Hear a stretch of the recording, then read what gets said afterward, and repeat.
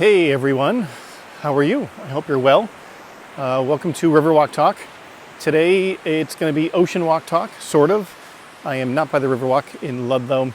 I am by the Atlantic Ocean on Moody Beach in Maine, actually. It's an absolutely gorgeous night tonight. Today's episode, we're going to be going back into the Wayback Machine once again to 1999. You're going to see a much younger version of Chip Harrington. I had my glasses, I had more hair, I wasn't salt and pepper, or salt anyways, maybe there's no pepper up there, but, and this episode is going to be with Mr. Lou Casagrande. I mean, let's face it, if you're a Ludlowite, went through Ludlow Public Schools anywhere from, late mid-50s to the 2000s, you knew Lou Casagrande. He is literally a legend in town. Super involved in sports. He was the director of guidance when I was back in school back in the day. Just one of those people that you can't say enough good things about him and the impact he has had on young people in the community. So this episode I filmed with Lou back in 1999 when I was doing my little Our Town show, which was a cable access show back then. And Lou talks about so many great different things, and it's just so interesting. So I hope you enjoy it. If you like these episodes, you can, oh my goodness, there's a jellyfish down there. Go check out my YouTube page. It's Riverwalk Talk with Chip Harrington. Like and subscribe there. I've got a lot of other shows there. And comments, let me know if you have ideas for future guests, and I'd love to accommodate that sometime. So enjoy this episode of Our Town, which was the name of my show back in the day, with Mr. Lou Casagrande. Hi, welcome to Our Town. This is our 6th show in our weekly series where we profile different people, issues, and personalities that we have here in Ludlow. Today we have as our special guest Mr. Lou Casagrande.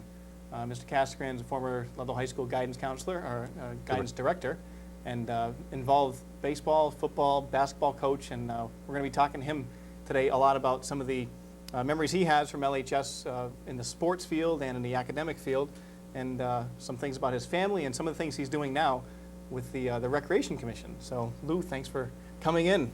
Chip, thank you for inviting me. I really appreciate it.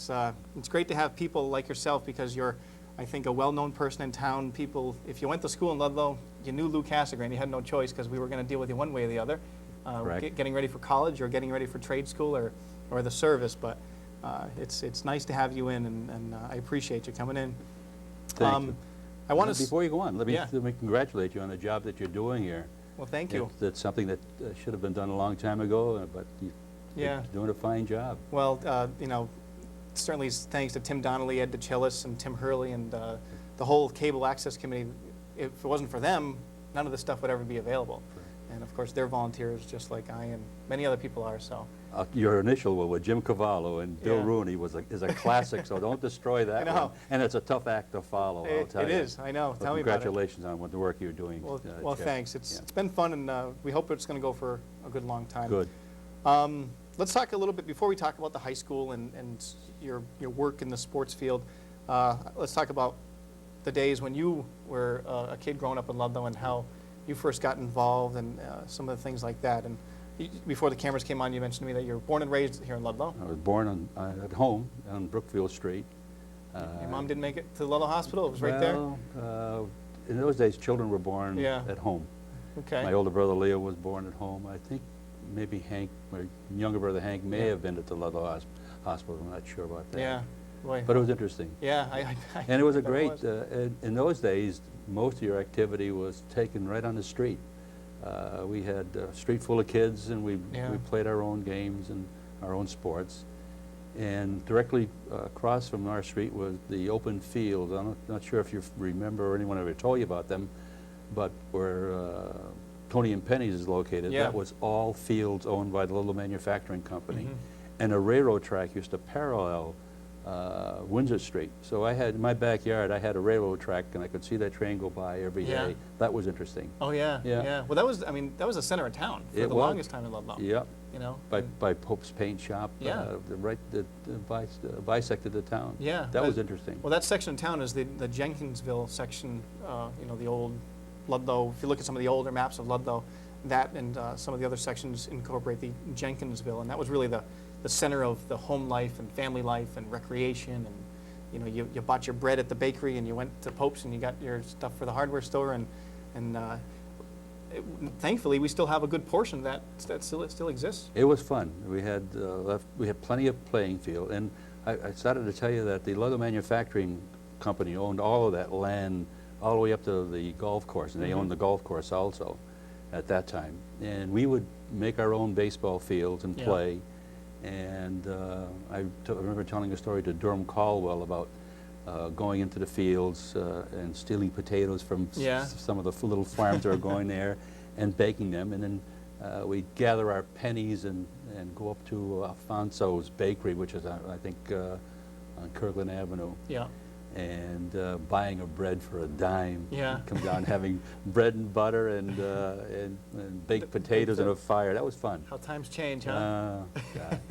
I'm sure a lot of people watching and you know, can relate to that. You know, we've got a lot of people who grew up in town and stayed in town, so I'm sure a lot of people that was interesting. Experienced a lot of those same things that you did there too. And I peddled papers all the way down to East Street School from the top of Windsor Street all the way down to the all of B Street all the way down to East Street School, and there weren't many homes beyond that. So. Yeah, really. I mean, out where, you know, at least where my house is now, that was all farmland. You know? Farms. The whole town was a farm. Yeah, you know? Right on East Street, McLean's farm. Yeah. Right where the Polish American Club is located. That's right. Yeah. It had cows on East Street. That's right. That was fun. Sometimes we still do. They wander down from Halleck's Farm. Halleck's Farm, right. You're right there. Well, born and raised in Ludlow, and your childhood, you mentioned East Street School. You went to East Street School and did some of your education there. That was great. That was a wonderful personal school. I had made some dear friends there. But the big thing was when you graduated from 6th grade and you're going to the junior high, you walked from East Street School down to the primary coal building. Yeah. That was a big deal. Yeah? That was a big deal. You were proud then. They marched you down? Marched you down. The teachers, the 6th grade teachers marched you down. Oh, yes. So it was literally like you've and then we ascended up the then street. we met the upstreet kids, the country kids who were going to the primary coal building. And we made new friends. Yeah, yeah. I remember one of my dear friends, Tom Tuller, who I met in the 7th grade, and now here we are, 50 years later. We're going to have a reunion. It's September 18th. Oh, this year you got a reunion? 50 years. Yeah. And where's that going to be? At Westover. Yeah. At the NCO club there. So great. We all were excited. We looked like we're having good attendance. So. Oh, that's good. It's interesting. That's great. And as I say, Tom Tuller has been a dear friend of mine all these years. Do you still keep in touch with some people? Yeah. We call up. We call up once a month. Yeah. Yeah. He gives me information. I send him news of what's going on. Oh, that's good. We have a closer contact now because my son Tom moved from New Haven to Houston, Texas. So, and Tom Tuller is probably about a half hour away from Houston. Oh, yeah? So, yeah. So it gives you a chance even more incentive to go down to see your son and get to see some of your buddies. Yeah. Oh, that's good. Yeah. That's great. I hope I can say that too in a few years when all the guys I graduated with, we can stay close like that, you know, because it was a great experience. So you did your elementary school at East Street and went to the junior high, but you mentioned that was a primary coal building. Yep, and then we stayed on to our senior high school. Who was the principal back then, do you recall? At the junior high school? At the junior high school. Goodness gracious. See, I was a good kid, so I never got in trouble. Right? I never got in trouble. I think it was, oh boy. Now you got me thinking. Oh, okay. Well, I'm not sure about that. I'll give you some time to come back to that one. I'm not sure about that one. Because I was talking to somebody. Miss Soswell, I think, was. Yeah. Soswell is the name that rings a bell right now. Yeah. She was. Yeah, I'm not sure. I was talking to somebody the other day, and they had asked me who, were some of the principals and vice principals in town, and I thought I'd throw that out there, but I guess I stumped you for now. Well,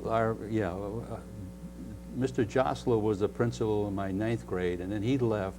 And then George Russell, the late George Russell, a wonderful man, was our senior high principal. Yeah. He was a great guy. So everything was right in that area as far as schooling goes. Sure. So you had junior high school, and then when you graduated from junior high school, you stepped across the street? No, just the next building over. Next building over, right down the sidewalk. Senior high school, right. And you had that there. Yeah. And some of the athletics that you got involved with over there, what were those? We played... most of our activities were right on the playground across the field. We had our football practice there.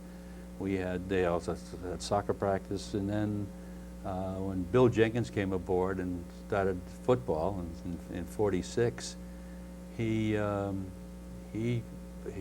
had the initial tryouts at the Hubbard Field, and then from there we went to we'd run as a group up to Whitney Street Park, and then run back after practice. We were always running with Bill Jenkins. Yeah, and John Hurley. Now Bill Jenkins, he was the person who brought football originally to Ludlow. Right.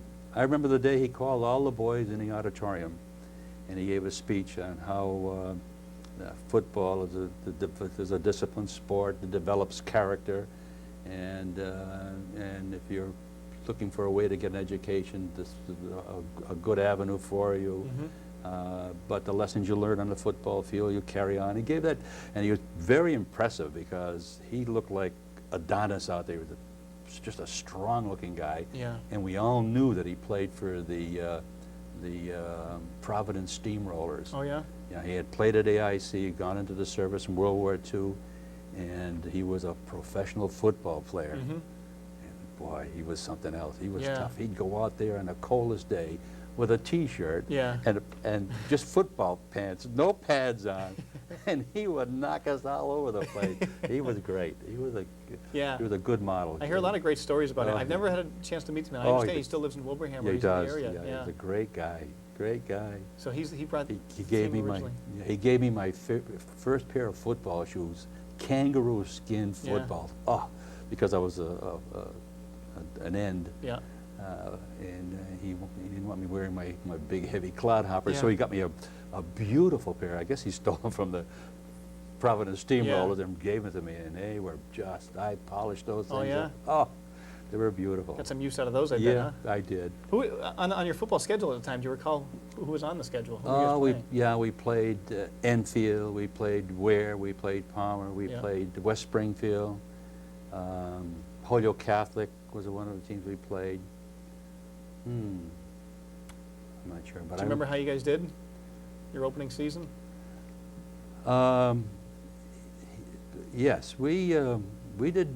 I guess we're like, I think out of 6 games, I think we won 2 and lost 4. Yeah.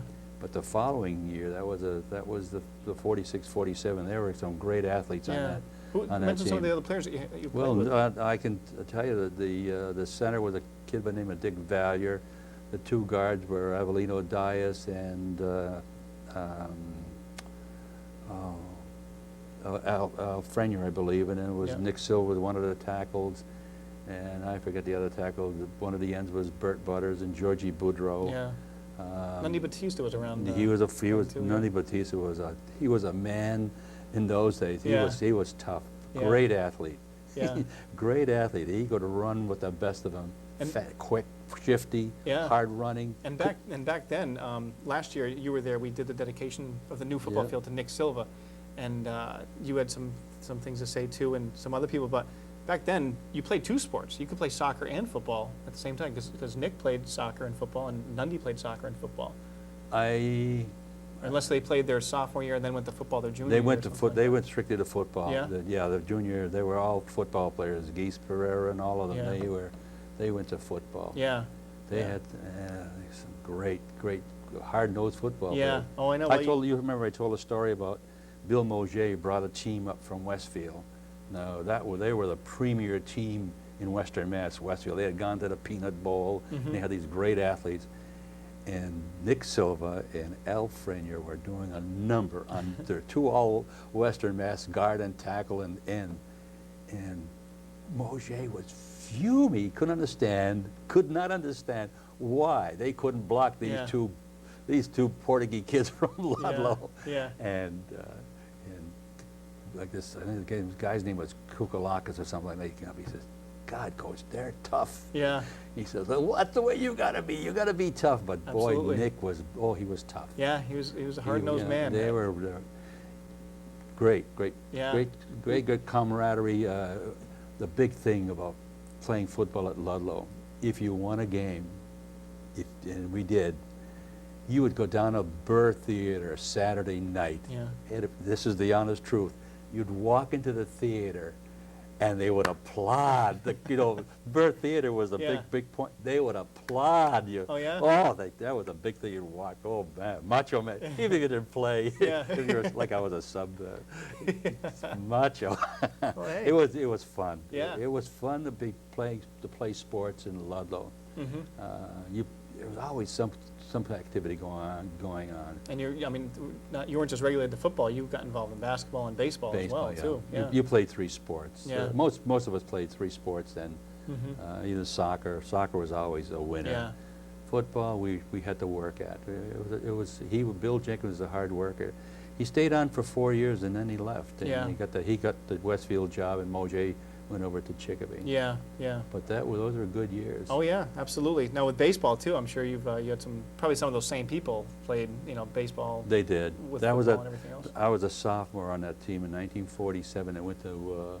We played against Harry Aganis, who later played for the Red Sox. We won Western Mass, then we went to play for the state in the state finals, and Bert Butters was a catcher, and Nundy was a pitcher, and Manny Soloyo and Walt Coretta. This Walt Coretta, he died young, was an outstanding player. He could hit, he could pitch, and the Cincinnati Reds gave him a look.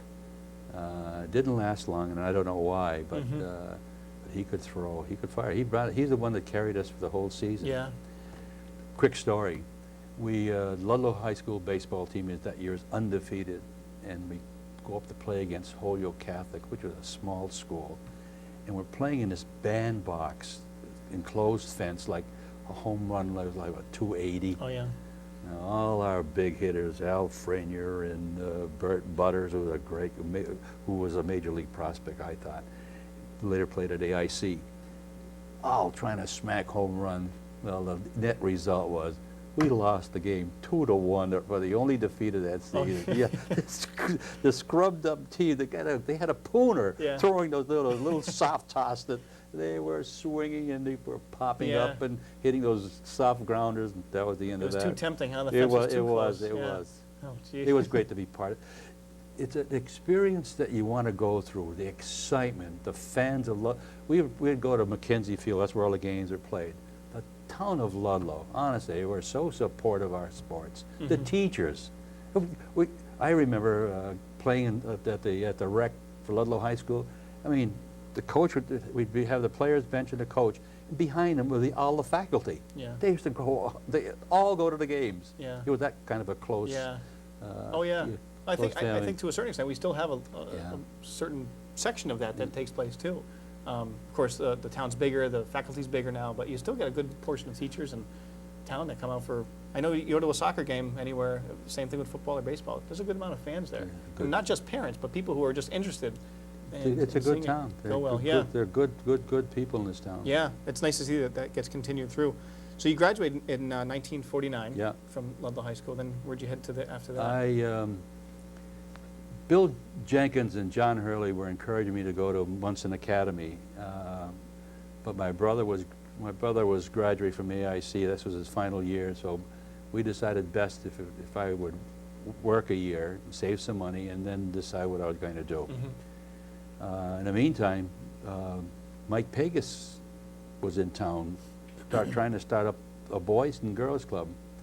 And he came to speak to a group. I was the president of St. John's CYO, and that was our youth meeting. We used to meet at one of the rooms at St. John that they turned into a preschool. But anyway, he spoke to us, and he called me aside, and he said, I know they tell me that you were involved in sports, and he said, I'd like you to be involved with me and help me out at the Boys and Girls Club. He said, the first 3 months I can't pay you, but I would like you to head up the gym for me and the sports program.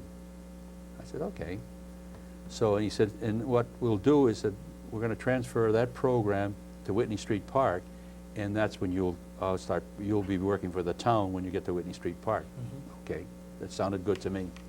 So I worked with him, and at the end of that summer program, just before the end, he said, I saw the way you work with kids, and he said, I'd like to see you go to Springfield College. And I said, I don't know if I can afford Springfield College. He said, let's go down and find out. Got me in a car, drove me down to Springfield, brought me into the dean of admissions, and he spoke to him, and he said, get your principal, who was John Mullane at the time. I said George Russell. It was John Mullane, then George Russell. Okay. John Mullane wrote a letter to the director, and I was accepted. And they gave me a $50 high-Y scholarship, and the $500 I had to come up with. And so what was the tuition total? $550. That was the total. Okay. But you see, I was a commuter. Yeah. I commuted each day. That's my car payment a month now. That's what I pay for a car. My dad bought me a 31 Chevy Coupe with a rumble seat in the back. Yeah. That car was in demand. That rumble seat was always in demand. I transported kids. I went on double dates with guys. We used to go to the Hartford Theater to see the big names like Vic Damone and Ralph Flanagan and some other big name bands, and Patty Page, and I always had a rumble seat full of guys. Oh, I bet. It was great. It was, and you could travel, I guess, maybe 500 miles on a gallon of gas. It was crazy. It was beautiful. It was so you got into Springfield College and started your studies right there. Yeah. Did you get involved in sports over there? as Yeah, well? I did. I did play basketball. I played freshman baseball. My coach was the former director of athletics at Amherst College, Herb Abramson, and then I went out for the basketball team. I made the team, and I got a call from Mike Pega saying that he needed me at night, and I needed the money, so I had to give up playing basketball. So you stayed with the Boys and Girls Club as their boys director? I did. But I did get my picture with the team. It's in a yearbook. I got proof that I played basketball at Springfield College. But you can always make it up. You know, say, well, I played the whole season. I was going to go to the pros, but I didn't make it, so I decided to work instead. I worked for Mike, and I also worked at the Burr Theater. I swept up the theater on Saturday and Sunday afternoons and chained the marquee during the week. So the Burr Theater, I mean, we're going to get back to the athletics, but I mean, that was a really big portion of this town for a long time, huh? They were the center of activity. Yeah, yeah. Every Friday, Thursday, Friday, Saturday night, probably. Yeah, Something it going was. on there. Yes, Saturday night was a big night. Yeah, and of course the Burr Theater, for people who don't know, is over field. Well, right now it's the lumberyard. Yeah. Yeah. The marquee, one of the marquees made the Life magazine. Oh yeah. From Ludlow. Yeah, I put up George. It was a Bob Hope film. George Washington slept here. And I had with selected shorts. And someone took that picture of George Washington slept here with selected shorts. It was in Life magazine? Yeah, and sent it to a Life magazine. And you know how they have the letters to the editor, and someone, that wasn't a little... Did you save it? Do you still have a copy of it? I might have it somewhere. That would be interesting to keep, you know, for I think I might have it somewhere. Oh, I'm a saver, so I might have it somewhere. So, going back to Springfield College now, you got in there in '51, worked full-time and went to school all at once. Yeah. That must have been a challenging task. It was fun. Between studies and everything. It made you use your time to advantage. You know, there was a time to study, a time to play, and a time to work, and you broke it down. You did what you had to do. Yeah. And I knew if I wanted an education, I had to earn my way through. And what were you studying there? I assume teaching. I started off in boys club work, and I met an English professor by the name of Dr. Palmer, and he asked me if I was interested in teaching. He said teaching was a great profession, and I said I took a couple of courses in education, and more and more I got into history. One of my professors was Justin McKinley, who became the president of Emerson College, who was very encouraging about continuing on taking more history courses, and I did. And I graduated with a degree in education and social studies, and a minor. Everyone that graduated at that time had a minor in physical education. So that was it. Yeah. And so I did my practice teaching at Westfield High School, and that was a great experience. Wonderful people up there who just worked with you. It was a great experience that encouraged me to want to become a teacher. They did. And my master teacher, a fellow by the name of Mr. Marshall, who at one time told me that he had been the principal at Ludlow High School way back before Jocelyn and everybody else, took sick, and they asked me to finish off the school year, which I did. Matter of fact, I was involved in a play where I was one of the advisors to a play. They just made me part of the school, and gave me that feeling that I had something worthwhile to offer kids. So that was my start. Yeah. And so often a good teaching experience, you know, your preschooling experience helps. So after you graduated from Springfield, obviously you knew you were going to get into teaching. Did you ever, was Ludlow the first and only place you wanted to go, or were you kind of? No, I knew the Korean War was going on at the time, and I was lucky. I got a couple of deferments, and I knew as soon as I graduated, I was going to go in. Into the service, yeah. Yeah, the Korean thing was coming to a close. It seemed that way anyway. But I guess I graduated, and a week later I was gone to Fort Dix, and from Dix I went to engineering school at Fort Belvoir, and from Fort Belvoir I went to Yokohama, Japan, where I was in special services. Yeah. All I did was coach. I coached the baseball, the depot baseball team, the basketball team. I was an assistant in a football program. I set up all of the physical activities for the base. We were a base of about, I'd say about 3,500 guys. It was the largest engineer base in the Far East. We supplied parts for all of the armed forces in the Far East. Yeah. So it was a big base. And most of the GIs there, what they did is the soldiers, they acted as supervisors, and we hired Japanese to do all of the work. They were paid well, and they were fed well. It was a good experience, a good experience for the American soldier there. They were put in an administrative, even if they were a private, they were put in an administrative position. Incidentally, I was a private, and I had 2 lieutenants and a captain of my baseball team. But once they put the uniform on, I was in charge. You were the coach, I was the coach. That was it. That must have been kind of a. That was the understanding. Yeah. The depot commander, who was a great guy, believed in athletics as a way to keep guys on the base and keeping him out of trouble, and he wanted a winner. Did he know that you had a minor in education or they knew physical education? Well, before they ship you overseas, they have access to your file. They did have, and he knew that I was a Springfield College graduate, and so immediately I was there. I mean, the baseball team had been called out. There was 150 candidates. I had to cut that down from 30 for spring training, and then cut that down to 25. So if you think about it, you go back, I mean, what Mr. Pegas did for you was really fantastic. A huge start. I mean, he got you to Springfield College, and from there, like, this door was open for you in the service. Who knows where you could have been if you didn't have the Springfield College education, you know? It was a great experience. Yeah. I have a quick story about Springfield College. The network that they have. Every year there's a big Army-Navy football game in a big stadium in downtown Tokyo. And what they do is they just commandeer a certain amount of men from the base to go to the game. I mean, you don't have any choice. Yeah. They put you on a bus, you go to the game. Yeah. Well, once the game is over, then you're on your own. If you want to go, you have it's a weekend pass. Oh, I see. If you want to stay in Tokyo, fine. If you want to go back to the base, get back on a bus, okay. So about 4 of us decided we wanted to see Tokyo. Here's a chance for us to see downtown Tokyo and get some of the experience. And in those days, at midnight, if you have your uniform on, you had to get off the streets. Otherwise, the MPs would grab you and put you in a hoosegow. Yeah. So now it's getting like 11:30, and no problem. We'll find a place to sleep. So we go to the hotel that was strictly for GIs. No beds available. Oh my, what do we do? What do we do? Well, the first thing we did as we walked out, I said, there's got to be a place. Let's try one of the Japanese hotels.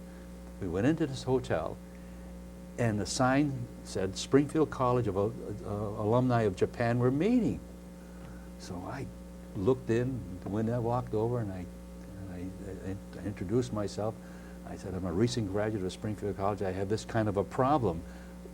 My 3 friends and myself don't have a place to stay. Could you help us out? Taken care of. They found us a room. And this is because of Springfield College. It was strange. It was crazy. But we have people all over the world. Yeah. That was a Springfield College. They used to say that it's an international school. And it really, truly was an international school. Wow. Yeah. I also was the the manager for the boxing champ of the Far East, his name was Devin Smut Warren. This guy, he was unbelievable. Tough name to go through life with. He was unbelievable. The two of us had to sleep in our gym. I was in charge of this big gym. Yeah. And he had to train, so they wanted someone to watch him train and be with him. So that was my assignment, and keep him out of trouble. Smut said, "You're going to be a school teacher and you don't know how to box? I'm going to teach you." They called me Pops because I was losing my hair. He said, "Pops, I'm going to teach you." Now you have to understand, Smut, his last fight was against a middleweight by the name of Spider Webb. Oh yeah? Yeah, and he lost. Yep. And before he went into service, he was determined he was gonna fight Spider Webb again, but he got drafted. But before that, he was in Hawaii. He was in the stable of Bobo Olson, who at that time was a middleweight boxing champ of the world. So I said, "Smut, you got to be kidding me! You telling me you fought Spider Webb? Now you're telling me you're in a stable of Bobo Olson?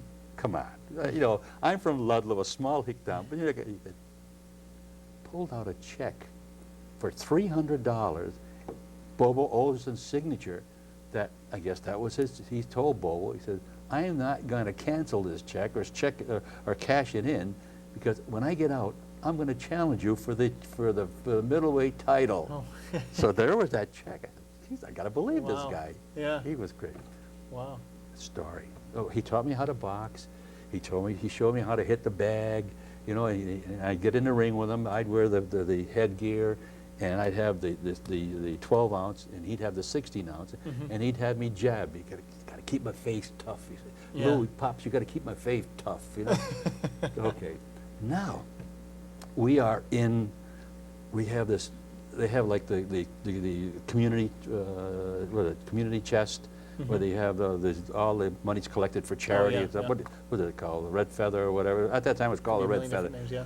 He is asked to fight the middleweight boxing champ of the Far East in downtown Tokyo, and he wants me to go as a manager. You're the one training him? I'm going to go as a manager. Okay, so I go down. I said, "What do I know about training?" He said, "All you do is put that stuff on my face and make sure that." And he says, "Always have a towel on your shoulder and have that bucket with water so I can spit the water in the bucket." Oh, okay. Sounds simple, right? Sounds very simple. So now we get into the ring. The place is packed, and there's a lot of Japanese in there, and some GI. It's a charitable thing, so it's Smut's in there. Now he built like Rocky Marciano. He was about 5'6", 5'7", but he had arms like hams, you know. Yeah. Oh, big, strong guy. He was strong. And most of his fighting had to be in because of his short arms and his short stature. The Japanese middleweight was fast. And he was jabbing and cutting him. Smut, little cut here, little cut there, little cut up here. Now he's bleeding. Yeah. But the fourth round, I said, "Smut, you're bleeding. You're going to bleed to death. Why don't I just throw in the towel, and it's going to be over. You've done your duty." Yeah. "Don't you dare throw that towel in. You hear me?" He says, "I'll take care of it." Now, you have to understand, the referee was a Japanese referee, and he was not allowing these guys to get in close and clinch. Okay. He said, "Oh, yeah, I got a plan." "Smut, you got a plan?" Okay. Goes in, gets in close. As the Japanese referee gets in close, Smut, he's got the blood coming over his eyes, hit the referee right in the nose. Blood is all over, knocked him out. And he's going, "Gomenasai," which means I'm sorry. Yeah. The Japanese fans are booing. Oh. They're throwing newspapers and paper, and he's going, "Gomenasai." I'm sitting there, I don't know what to do. Well, a Marine major jumps up, and he was another ref, and Smut knocked him out the next round. Oh, yeah? So the Marine major allowed him to go in, and Smut, pow. That's it. Now we're leaving. I don't know if I should tell this on television. He goes, "Give me $100. Yeah. I said, "What's that for?" He said, "Hey, Pops, you're my manager." I said, "What are you talking about?" He said, You think I went in there and got these things for nothing? Yeah. They gave him $1,000 Oh. for his appearance. Wow. He wasn't supposed to take it. It was under the table, Yeah. kind of the stuff. But Yeah. that was smart. Wow, that's a great story. Oh. It's amazing how you got yourself involved in some of these things. Now, the thing he kept saying to me, he said, no, he's going to be discharged. Months before I'm discharged. And he said, I'm going to write to you. I'm going to Las Vegas. That's where the action is. He said, I'm going to have a picture of me in a zoot with a nice big hat, a big chain, and two blondies on each side of my arm, and a convertible Cadillac. And I'm going to write to you and say, Pops, here I am. When you come out of the service, you're going to come and see me. And I'm going to swing that chain, and I'm going to show you a good time. I said, Did you ever get a letter? I got a letter. I got a letter, and I've got a picture signed. It's called, to my pal, Smut. Oh my God. Yeah. Wow, that's a great story. Like great. I said, it's amazing how you get yourself involved in these things. I'm telling you, the service was such a great experience for me. It really, it gave me an opportunity to utilize all of the stuff I learned at Springfield College, because I had to, as I say, all the baseball I learned from Archie Allen, I had a chance to put into practice. My team was made up of great players. I had, my shortstop was the officer in charge of special service, Guy Wallace, and he had played at Texas A&M. He was their shortstop. I had a kid by the name of Danny Grimmel, who had pitched at the University of Minnesota.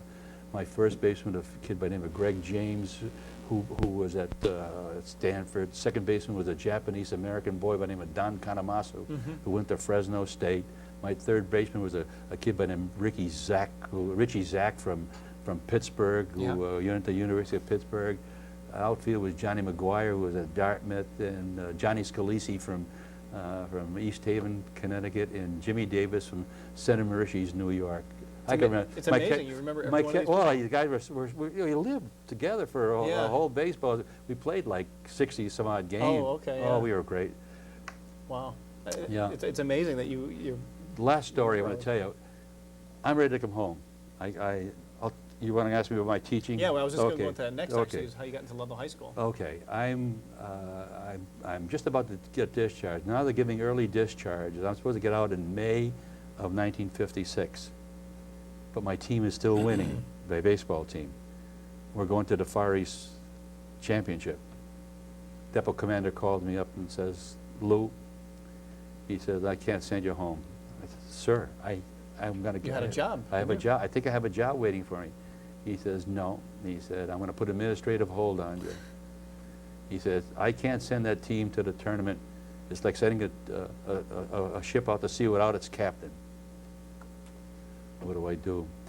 What had happened, Mr. Baird, who was retiring, had called my mother and wanted to know what my plans were. And she said, I don't know. She said, but I will write him a letter and ask him if he would write to you, because she explained to her that he had a job waiting for me. At Ludlow High School. At Ludlow High School if I wanted it. So I wrote to Mr. Baird saying that I was so pleased that he had written to me and that he was considering me for a position, but I was uncertain of what my plans were.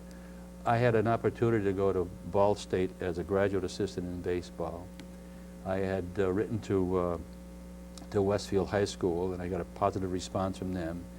And Colonel Clifford had asked me if I would consider coming back, signing over as a Department of the Army civilian, doing the same job that I was doing as Private Lou Casagrande. So I had given that some thought. And when they put the administrative hold on me, I thought maybe I want to get home. I wanted to come back and see Ludlow. I love Ludlow. So I wrote Mr. Baird a letter saying that what had transpired and that I would be honored to accept the position at Ludlow. And so on August 15th, I got this letter from Mr. Baird, and it was a contract. I signed that contract and mailed it right back, so I knew I had a job waiting for me. We did play in the Far East Finals. We made it to the finals. Yeah. We got beaten 16 innings, 2-1. Yeah. It was a great game. But thank God for that, because if you didn't get beat, you would have been late for school, right? Well, yeah, because now, here's the irony of all this. Yeah. If we won that game, we are now going to come back to the United States and play the winner of the tournament in the United States for the Armed Forces Championship, Yeah. and it was going to be played at Fort Belvoir. Yeah. And I said, oh, good, in a way, the good Lord was watching over me. Now, how am I going to get home? Well, they had promised us, because we had accepted his decision, they're going to fly us. Well, we got bumped. The next alternative is, how would you like to go home in an aircraft carrier? So we came home on the USS Oriskany. Oh, yeah? Yep. Spent 2 days in Hawaii. Yeah. We met Liberace. And honestly, that was great. I feel like I'm talking to Forrest Gump, because everything just falls in your place. it just fell into place. Yeah. My goodness. Liberace, too. That's Yeah. that would be And small. Well, we were watching him play. We were in our uniform, 4 of us, and he sent us over a drink. Yeah. Yeah, and asked us where we were coming from and where we were headed. He didn't send you any pictures all dressed up, did he? Like, No. like Oh God, the no, other guy did? no. It was just we were at the hotel where he was playing. Yeah. And Wow. it was nice. So, and you told me before the cameras came on that you got home just in time for school to start, too. Like 2 days or a day to spare. Well, my older brother Leo brought me into Springfield. Yeah. But I had to buy a couple of suits, some Yeah. shirts, and ties. So I had to spruce up a little bit, because I was going to be in a classroom. Yeah. Like we got home on, I think, the 26th, or 27th, or 28th of August. And right after Labor Day, Labor Day, you had to be You're at school, ready. ready to go. And from there, of course, a lot of us anyways now know the story from there, because you started teaching at Ludlow, you started teaching U.S. history. Double sessions. Yeah. That was interesting. At the start of the school with double sessions, I taught U.S. history in the morning session, and then I had lunch, and then the afternoon session came in, and I had all of the 7th and 8th grade physical education at the time. That must have been pretty challenging. It was fun. From like a administrative and teaching perspective to have the double sessions. We talked about this with Mr. Cavallo and Mr. Rooney a while ago. Oh, that's right. It was a challenge, for the teaching to keep the education process going, with similar to what's taking place right now. A lot of construction going on, a lot of disruption in the classroom, and so as a teacher, you must have found that to be a challenge. You really, you had to get the material to the kids, and I think the kids understood what was going on, and they knew that the pressure was on. And Yeah. I don't think they suffered for it. Yeah. They had to get up a little earlier, and but they had plenty of time in the afternoon to do a lot of them got part-time jobs, and that's why some were earning money to go to like a school like Holyoke Community College, which was probably an avenue for a lot of people to go from Holyoke to Westfield State. School, yeah. To a 4-year school or whatever, Right. UMass. So Right, yeah. that was a good opportunity. And for the kids in the afternoon session, they had the morning to play, and we got them in the afternoon. So that was. Yeah, that must have been And they got home for supper. So. odd, finding yourself still in the classroom with the sun going down. It was. Teaching the Yeah. gym classes. So, and again, athletics now plays a big part in your life as well. You start getting into coaching here yeah. at Ludlow. I was the first freshman baseball coach, Yeah. and Coach Bill Kaloji was on that first team. That was a great team. Yeah. We won the freshman league that year. This is 1956? 1956, yeah, 56, 57. Yeah. And they were on that first team. A great bunch of guys who later on they are, I think they won the Valley Wheel with Bill Kaloji, and I think they made it to the finals of the Western Mass. You had some great athletes. If you Yeah. look over at the trophy cases there, you still see some of the trophies that Yeah. were brought in from that Yeah. class. 50 up to the class of 60. They were Yeah. a talented group of kids. Right, yeah. Talented group. Not just baseball, but football, Yeah. basketball, anything that they got involved with. They were just Good. like natural athletes. They yeah. were good. Occasionally it seems like you have that comes through Ludlow, where you have this core of students that are just tremendous athletes and good students at the same time, and they, no matter what they touch, they win if it turns to gold, and that does happen from time to time. I met some great coaches, like Reno Savoia was a good coach, a good inspiration, very patient with me. I was, to adjust from working with the grown men, now you're working with young Yeah. kids, and sometimes I got a little too aggressive, not aggressive, but demanding, too demanding, Yeah. and he would ease off, back off. Did you find that to be a big challenge coming from the environment you were in the Yes. service, Yes. and literally stepping the next day into the classroom? Yeah, it was tough. Yeah. But as I say, there were wonderful people. Peg Murtaugh, who was, and John Hurley, were all in the social studies department, were so good. I mean, they would listen to me. I would tell them what I was doing. They would give me little tips on what would work and what wouldn't work. And they were always encouraging. Try it, see what happens. Maybe it will work for you. And Grattan Rooney was also social studies. He was also the vice principal at the time. Very encouraging. I had a lot of support. Yeah. Good people all the way down the line. Now, did you start at the old high school? Old high school. And then you came over to the new high school? Yep, I saw it. Matter of fact, the first Sunday I think I had off after I was discharged, before school started, I drove up to Vets Park. That was our park where we used to have cookouts and stuff like that. And who's sitting in a van has a big plan of what the new school is going to look like, but Dr. Gadare. And I reintroduced myself, and he knew my brother Leo, and he showed me the plan of the new school. The original school was supposed to go up where the athletics fields are, but I guess they hit so much red pan there, so much rock, that they transferred it to where it's presently the located. High school, the original high school? It's supposed to be back. Back where the soccer and football field are now? Oh, yeah? Yeah, and all the athletic fields are supposed to be in the front or whatever. Oh, wow. And I'd never heard that before. Yeah. Now, you've mentioned your brothers a couple times, and both of them were also involved in education as well. And when did... Leo, my brother Leo, he really set the pace for us. He started off as the administrative aide to Foster Ferkelo, and then when Foster Ferkelo ran the Armory, Springfield Armory, and that was after he got out of service. He went to the AIC, and that was his first job. And then things were changing at the Armory, and he got an opportunity to go to Amherst, and he spent a good part of his career at Amherst High School. The last 11 or 12 years as the principal of the middle school there at Amherst. My brother Hank worked at the ordnance in Springfield, the old Armory, and he spent some time in the service, and then from the service he went to the AIC and then got into education as an elementary school teacher, and then he became a principal at the Chapin Elementary School. Right, so yeah. It was education. My mother was very encouraging. She was a reader, and she encouraged us to read, and she was always, my father believed that money spent in education was always money well spent, so that was a big plus, encouragement from a family. And, and just one brother passing down to the other. Yeah, I mean, that's still the truth in any family, is that, you get the encouragement from the parents in reading and all the other skills, and obviously in your family it certainly paid off. My father had a first-grade education, but he knew the value of education. Yeah. And I say my mom was a reader. She loved books. Yeah. And she only had one eye. Yeah? Yeah, she was blind in one eye, but she read passionately. Yeah. So it's a family of educators, without question. And some of that has... Now, your children... I have one who's a teacher. I was just going to say, I know you had at least one, but that was just it, just this one that's involved Well, in teaching? my youngest one, Danny, thought he was going to be a teacher, and then decided that teaching was not for him. Yeah. He wanted to make money instead, is that what you're saying? I think you're right. So. That's right.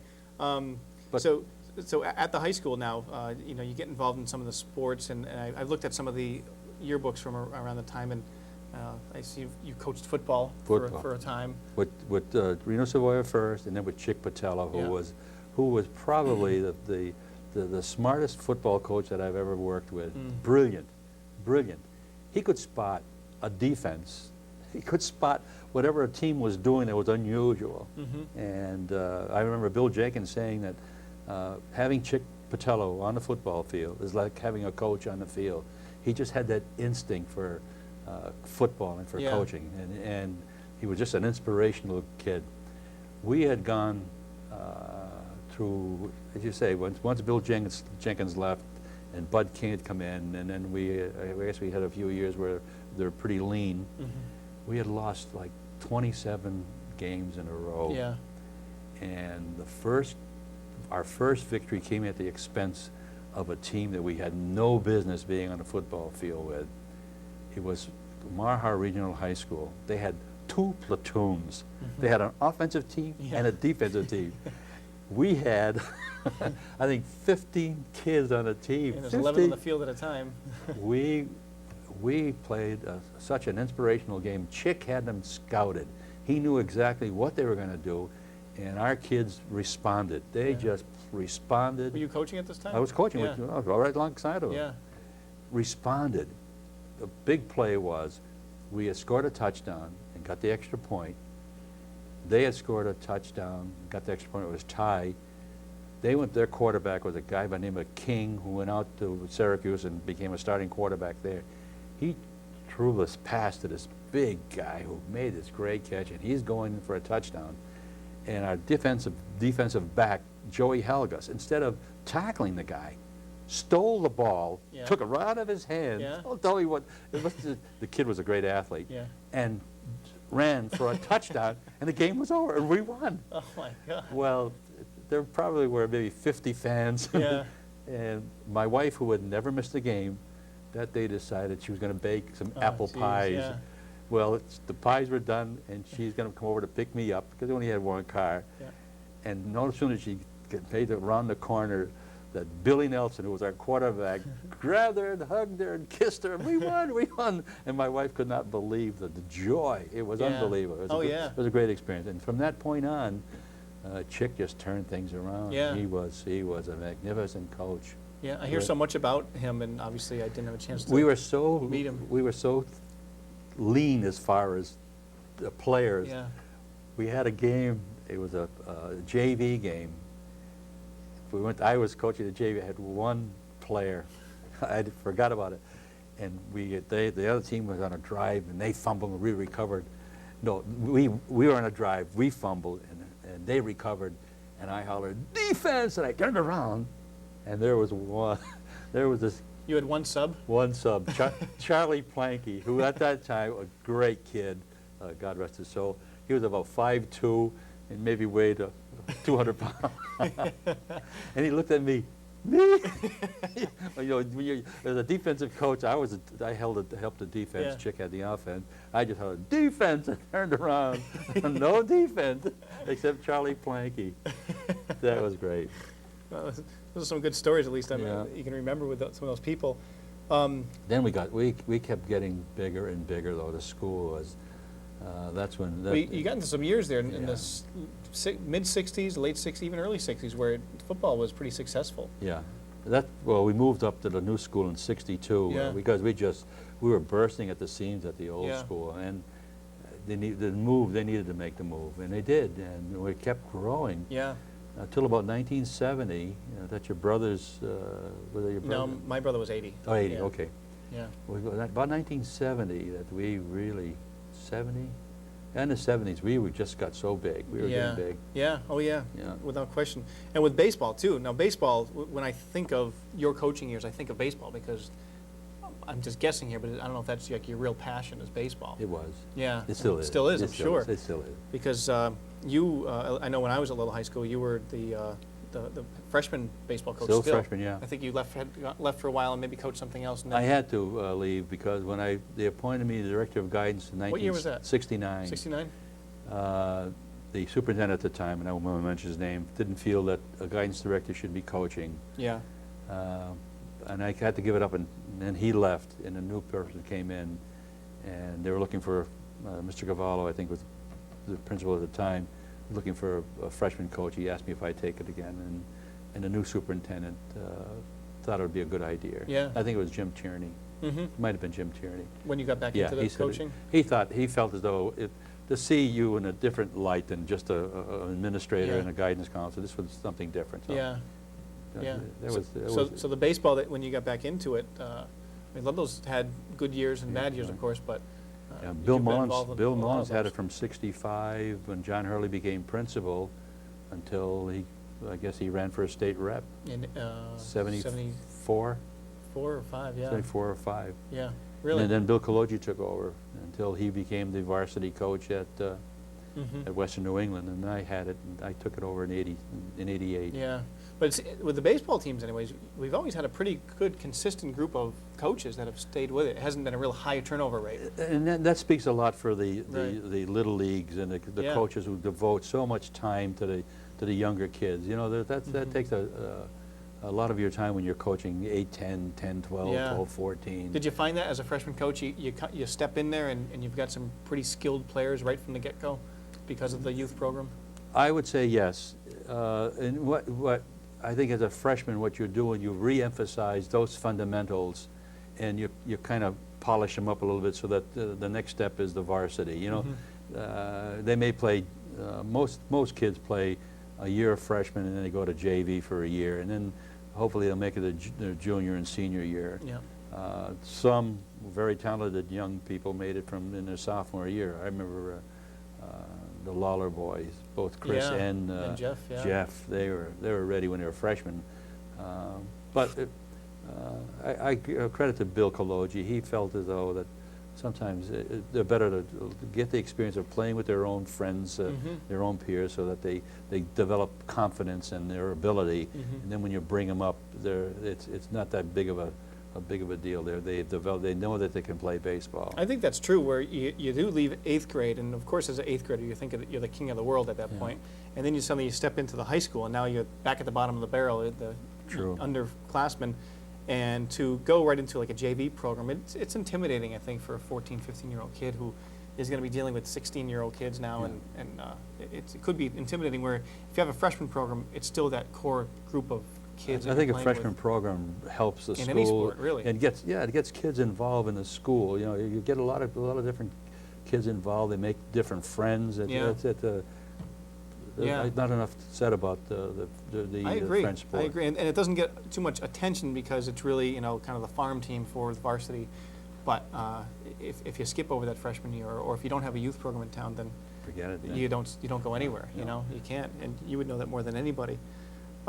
So some of the people that you coached over the years, I'd like to talk about some of those people. I know we talked a while ago about some of the real baseball athletes that you've had in the past, and you mentioned a few of them, Scott Dunbar and Joe Huff and some people like that. You've had some tremendous athletes. Great athletes, some great kids. I said the Kalogis, Billy and Dickie, great athlete. They all went through the freshman program. Yeah. And Chris and Greg, that whole family. I had fathers and son, and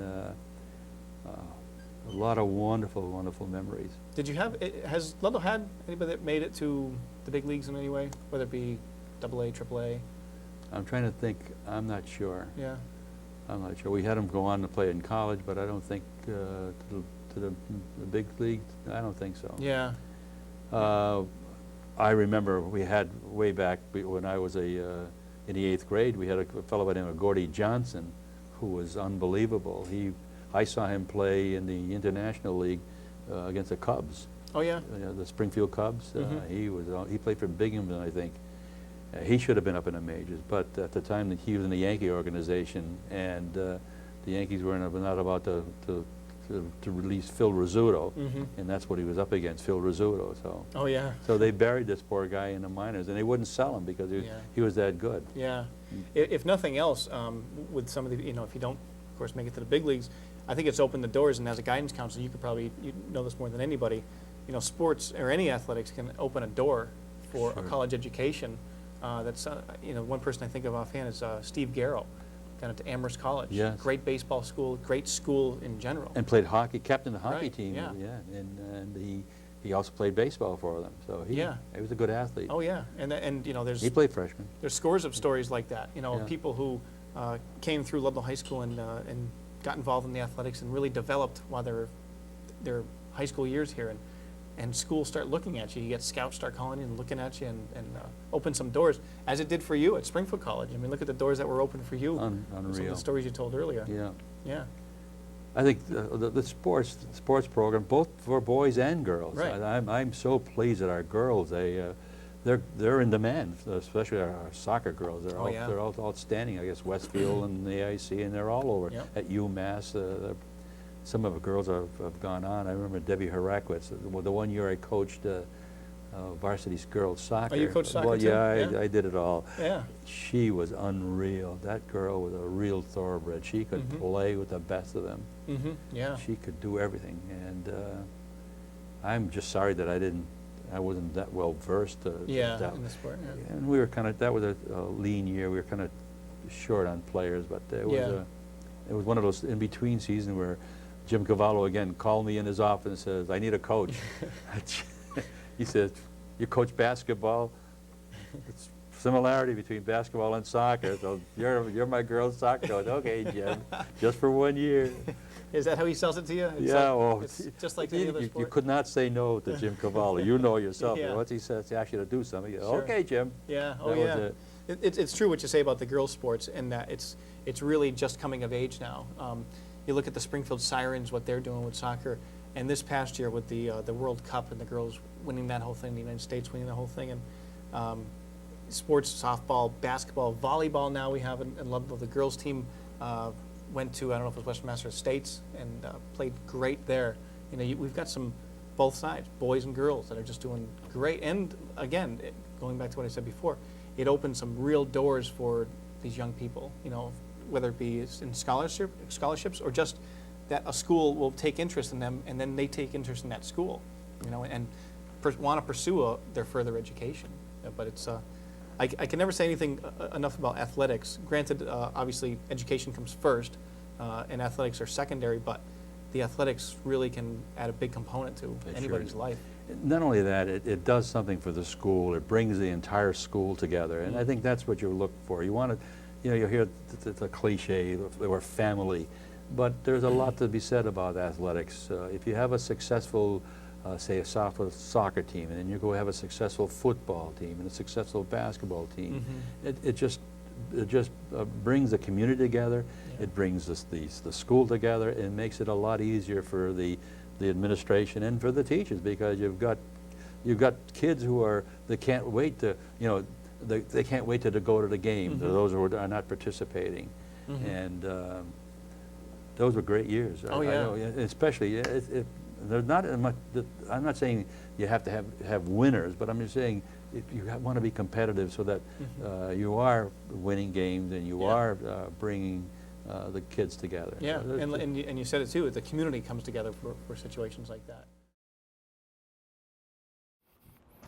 Hey, welcome back to 2025. For whatever reason, we had some technical difficulties at the end of that video, and I lost the last 5 minutes of the interview. So I hope you enjoyed it. It was great to see Lou back in the day. Like I said, he's a living legend, and I hope you all have a great evening.